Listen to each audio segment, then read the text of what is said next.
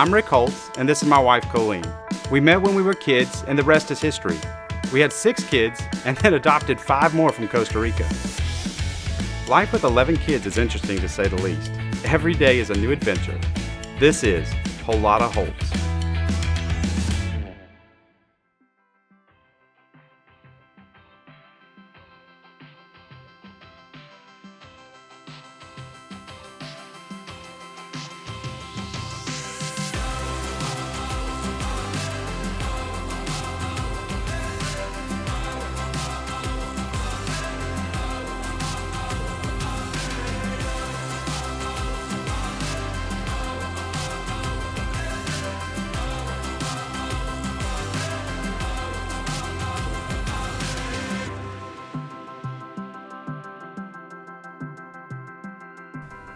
This is our 2-year update from our adoption, for our adoption, and we wanted to give everybody an update, kind of what we're experiencing, what we're seeing. We also wanted to give you a little bit of the insight from the kids' perspective. I think that they're at a point now where they feel comfortable talking under camera. And they can speak English, so that's a big deal. Yeah.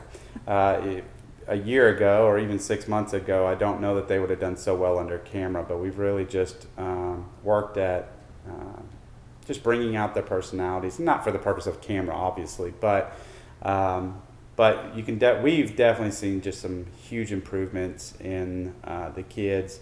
Our family dynamic has just improved dramatically. Their confidence has really grown, I feel like. Yeah, we're really past 2 years. Yeah, it's been incredible to see their growth and the growth of our family as a whole and as a unit, really solidifying and becoming a central unit, or a central family unit. It's been really neat. I would say that we are all one now. I think when you start the adoption process, you get a lot of my bios, these are my biological children, and these are my adopted children. And I very much feel that we are a complete family. There really is no segmentation other than their skin is a little tanner than ours, and so we joke about things like that. But they truly, we truly are a solidified family, which is really neat to see, to take 2 very different backgrounds and bring them together and to make it work. So this is a little highlight of kind of where we are, and also I think we've received a lot of questions. We've talked to a lot of adoptive parents that are in the process of adoption, post-adoption. We've answered a lot of emails, and we are more than happy to do that. We love to talk to families, but these videos are going to kind of highlight some of those questions that we've been getting from a lot of different families, and we hope to answer those and go through that, and also let you see from the kids' perspective and let them answer some of the questions as well. So we've had great success with integration, and I think our situation is a little different. We're a little unique, and I think everybody's situation here is going to be different. So there's no formula that works perfect for every family. Every family is a little bit different. You have to really figure out what works for your family.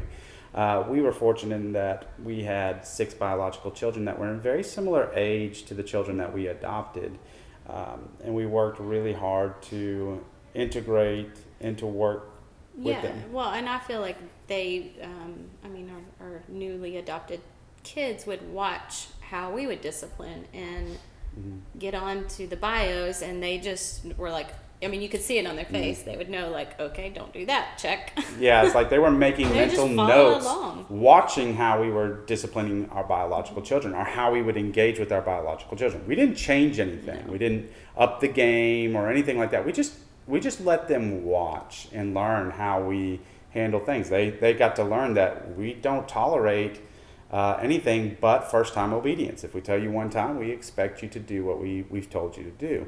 And you can see the mental triggers, and you see them making notes, and it was neat to see. And then they kind of start falling in line.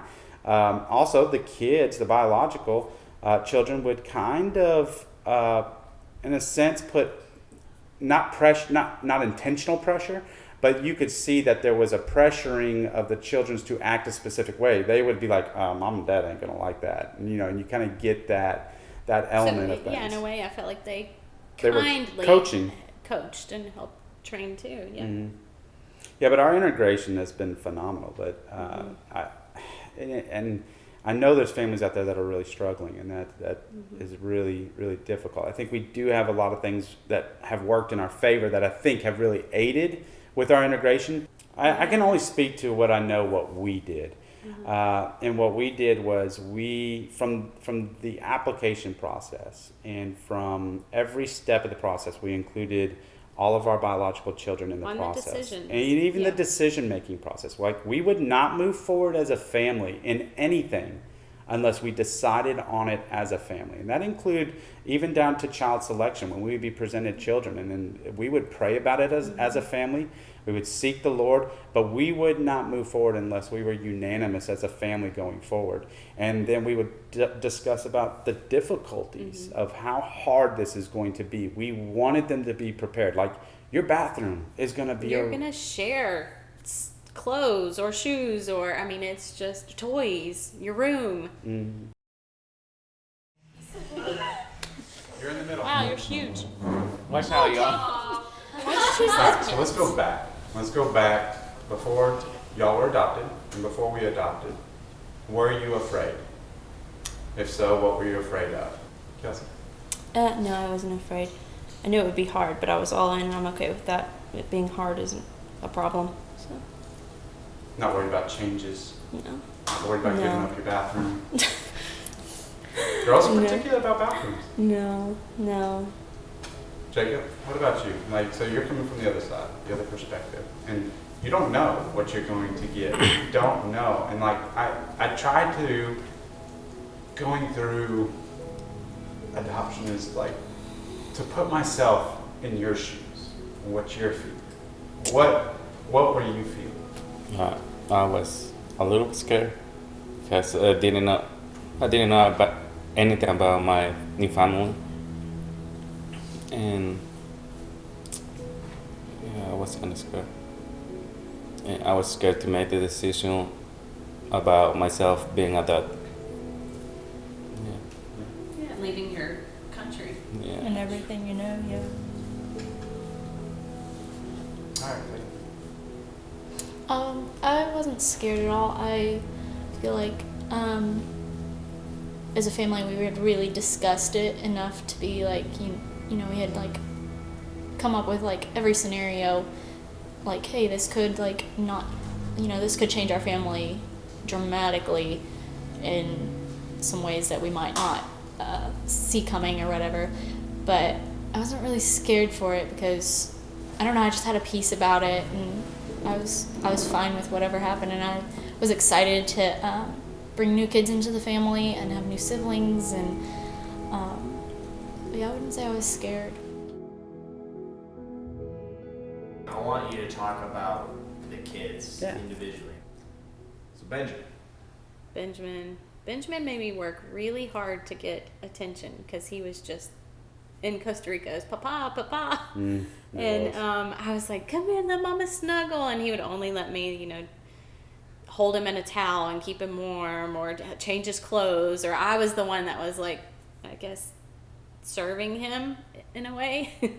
But now, I mean, he's such a big helper. He's a lover. He's sweet and kind. He'll just come up and just give me a quick kiss on the cheek and run away. And He's a handful, though. He loves. What do you mean by a handful? Handful means that he wants to be a big helper. Like, he wants to work with the older boys. Like, if I'm out working, he wants to be right there with me, and he's grabbing tools and bringing me stuff. I'm like, I don't need that. We'll put it back. Or it's but not a handful on he's gonna have a temper tantrum. No, not at all. And he's very obedient, but he will push the lines to see how far you'll let him, how much you'll let him get away with. Next is Evelyn. Evelyn is, I would say, a blossoming flower. Yes. She was a very reserved. She was very protected, very guarded. She, of all of our children, probably came with the most fence around her, a barrier around her. And it took a lot to break through that barrier. And even now, it's still, we have to really connect with her. And I mean, I would say a barrier, yes, but then also on the other side, very loving and open. I mean, the first day we met her at the home, she grabbed my hand and just took me away from everybody else to show me her bed and her stuff. And so, yeah, she just, and from what we had heard stories, and Evelyn would say it too, like she had a temper. And we've seen elements of that. We've seen elements of that pop out. But I tell you what, and this has been one of the most amazing things to me. I've never been I'm not an animal person. If you ask anybody in my family. And yet we have a farm with a farm. We so have a many. zoo. We have a zoo. We have so many animals. It's like we bought a zoo. Anyways, I've never been one to be big on like, oh, animals are therapy and da-da-da-da-da. But I have absolutely seen the power of animal therapy in her life. Like, she loves animals, and there's a connection there that I am learning about and I'm fascinated with. It is connected to her in a way that I've not seen, and it has opened her up and caused her to, and I think a lot of it is she's able to love on these creatures, these animals that God has given us. The Evelyn way. Yeah. She told me the other day, she's like, Mama, when people don't like dogs, this is what they do. And when people like dogs, this is what they do. And Thanks. You're welcome. But she just is able to love on those animals as she's kind of rough. I mean, when she comes to hug you, it's like hard and tight and squeezing and. Yeah, and you can see when she's having a tough day, you know where you'll find her. She'll be out there with the animals. She'll be riding the horse, or she'll be petting the horse, and or if she's having a moment where and she's like, I'm gonna go walk the dogs. I'm like, great, go walk the dogs. That's good. And then she comes back and she's a different smiling person. and a totally different person. And so sometimes we notice when she's getting a little heated, and this is that being attentive. We're being attentive, and it's like, hey, Evelyn, See her eyes. you might want to go walk the dogs and go enjoy some time with the dogs. And she does. She's thankful. She's for thankful, and she'll boom, she's gone and she's walking the dogs and really enjoying it. And then there's her and Gabriella they're like buddies. I mean, they have piled up, and it's like Gabriella, it's been so neat. So before we adopted, she was like, I just want a friend. I want a friend. Gabriella wanted a friend. And Gabriella's a little bit younger. And so Evelyn sees herself as the older sister, and she has fallen into that role, and she truly loves Gabriella, and they love each other. And you see one, you see the other. And then sometimes you don't. Sometimes Gabriella's playing by herself, and then Evelyn's with Kelsey, and she's Kelsey's sidekick. And they're learning how to do something in the kitchen together. And it's been really neat. And Joseph is he's a tinkerer. He loves to tinker. And I feel like he can kind of get in the mix of the family. Really quiet a lot of times. Kind of overlooked. I would say he can sometimes be overlooked because he's so quiet and he's not loud. He's just in the middle of it. And he loves to please everybody in the family. He doesn't want to be one that's ever in trouble. Kind. He is like, if Gabriella or any of the girls are going to walk somewhere or go somewhere, he's like, do you need me to walk you? I'll walk you over there. He protects them. He's the protector. And even sometimes wrestling. Oh, if we're wrestling or Dad's wrestling or the kids are attacking me or something, he's the defender. He will defend the girls of the household. He is the defender. And he does it with a smile, but you know that he takes it seriously. Yeah, he does. He doesn't get angry about it, but he's very serious about it. Yeah, I agree. Vivian is thoughtful and sweet and obedient and helpful, and she's loves the Lord. She's kind. She's an incredible blessing. She really is. She's also an very encourager. and I would say very motherly. She loves to help with the younger kids, and all of them. I mean, like, she jumps in and helps with Gabriella. She'll jump in, and what's neat now is, like, 6 months this didn't happen, but 2 years into this now, it's like Vivian and Jacob will correct any of the children under them, correct any of them, and Vivian and Jacob know the rules of the house, as does everybody, but We encourage they're the that. enforcers, and they will tell them, hey, don't do that, you'll get in trouble, or Also, Vivian and Gabriella share a closet, which is great because Vivian is very clean and organized, and Gabriella is just a mess. and she'll come up, Mama, Gabriella is such a mess, and it's so funny, and she'll spend hours cleaning the her closet. And Gabriella, and she'll get her in there, and she's teaching her, and I encourage Vivian. Vivian, Gabriella needs help in this, and Vivian takes that, and she does really well. Teaching. Mm-hmm.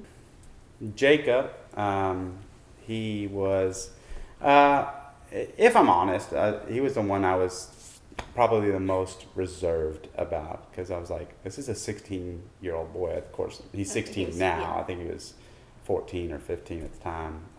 We brought him home, and I was like, am I even going to have time to teach him anything? Am I have any time to even pour into him? And that was always my concern. It's like when we were adopting, it's like I felt like I wanted younger children because I felt like I wanted. Gives you more time. It gives me more time to pour into shepherd their them. heart. Yeah, and so I was concerned about that, and I was also concerned about how much his worldview was already shaped, and I'll say that from 6 months, first 6 months has been amazing, just connecting and getting to know him as a person and what makes him tick and what doesn't, and now seeing the deeper level of his heart and how his heart is changing, and how having a family has just brought him to life, in the sense that he is more. Here's an interesting story. Like when he first came in, we're like, hey, one day you might be a boss at Holtz, like you might be a boss. And he's like, and it's like his head's just down. He's like, no, never a boss, never a boss.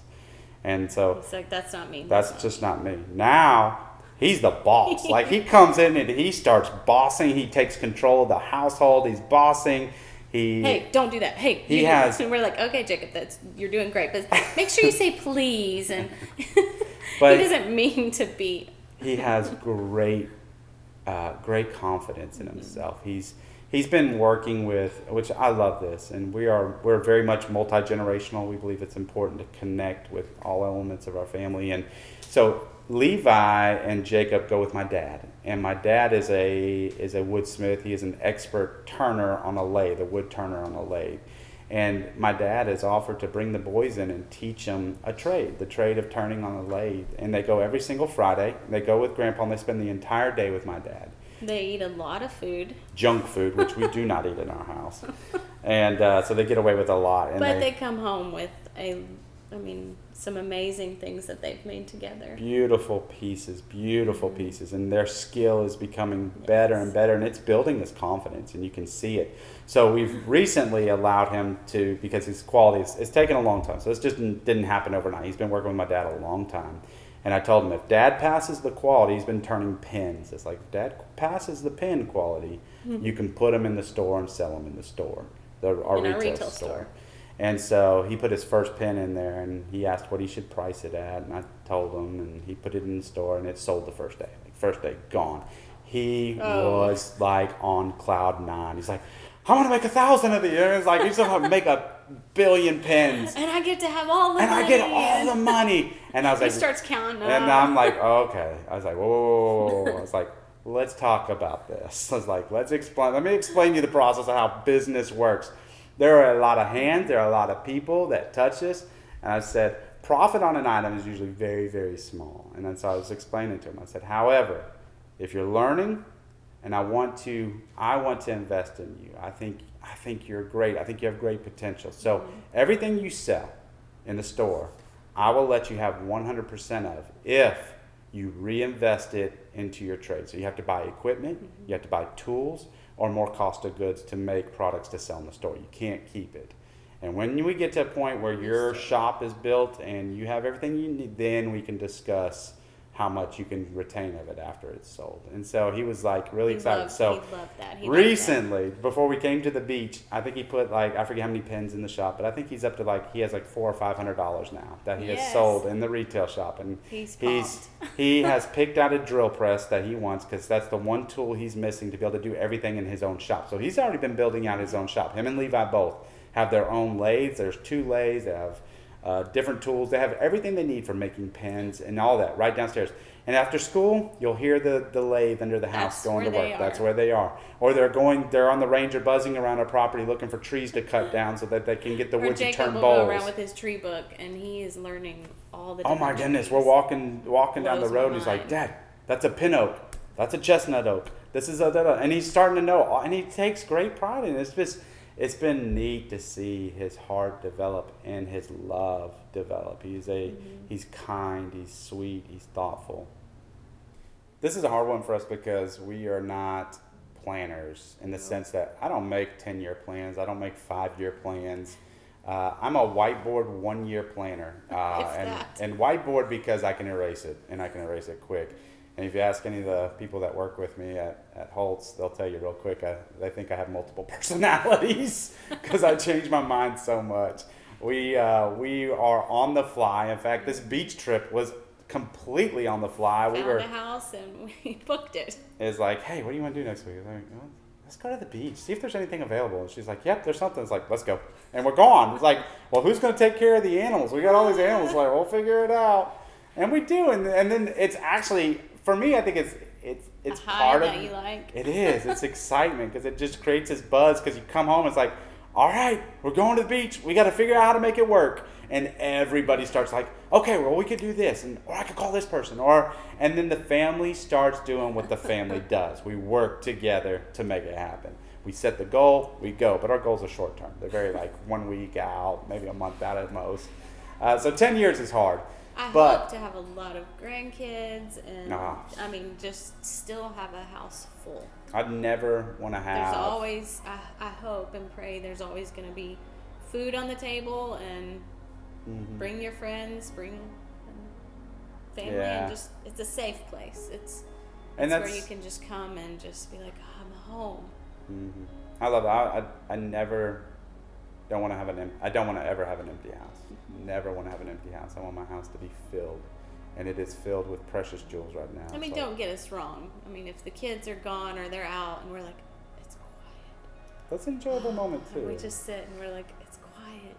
But then we're ready. We're ready to love on kids. And I would say that it's very, very possible that we will adopt again. We'll be involved in the adoption process again as we start aging out some of our children and they start moving on in their life. Madison, our oldest, is already married and moved out, but she stays close, and we love that. And that's what we want. We want our family unit to stay close. It's very important that we maintain that context, because I'm going to tell you right now, I will be involved in shepherding my grandchildren.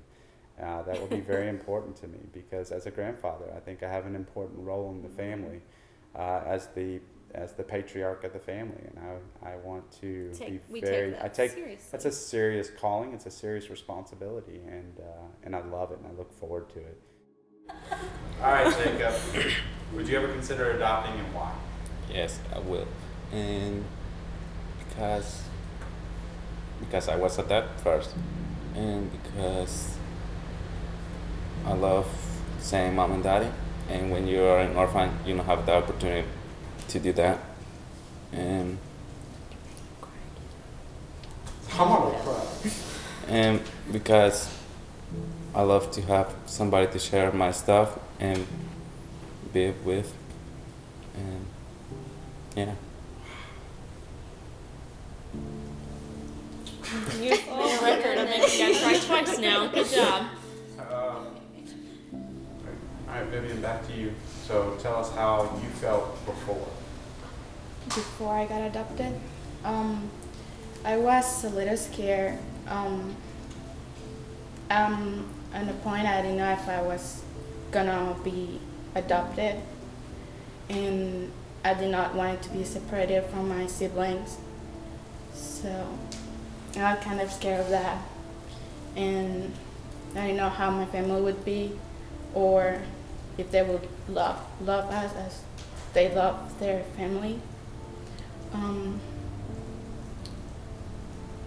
But yeah, I was kind of scared, although I trusted in the Lord. I let Him guide my life.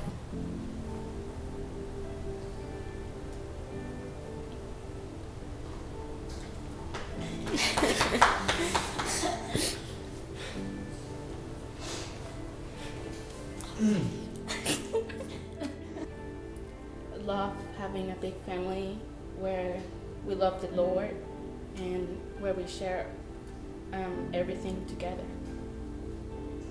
Yeah, I love our new size family. It feels like it's always been all of us. Yeah, it's so funny. Like all of my memories of before we went to Costa Rica and before we had all the ticos, like I think of like being at Madison's wedding. Like we didn't have the ticos yet, but my mind like autofills and puts them there. And I'll talk to Vivian or Jacob and be like, yeah, you remember when at Maddie's wedding when we did this? And she's like, I wasn't there, but like in my mind they've always been there and always been a part of our family, and I really love that.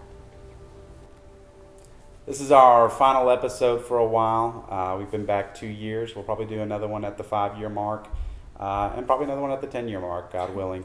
But we just want to encourage families that are out there that are thinking about adopting, that it is a worthy cause. It is needed. There's great need in the world. Whether you're doing domestically, international, it doesn't matter. Go love on some kids, bring them into your home. We all have a lot to give, and we're here to help in any way that we can.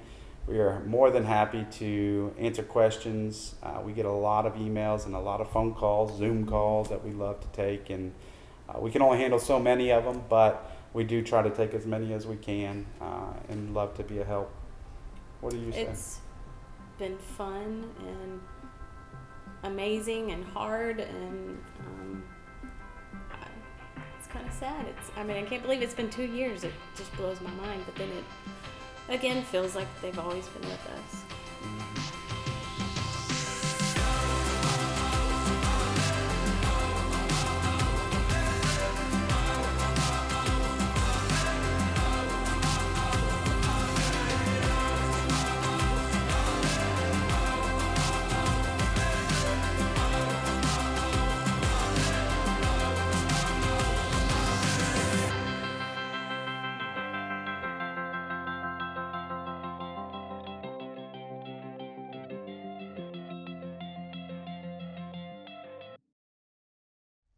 Hey, my name's Avery Grass, and I'm the creator and director of the whole Lotta Holtz documentary.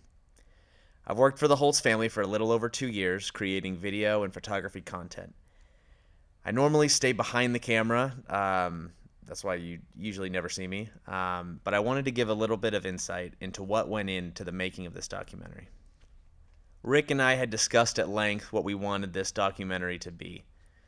There's not a lot of good adoption content online, at least not as far as the point of view of a family taking that journey into adoption.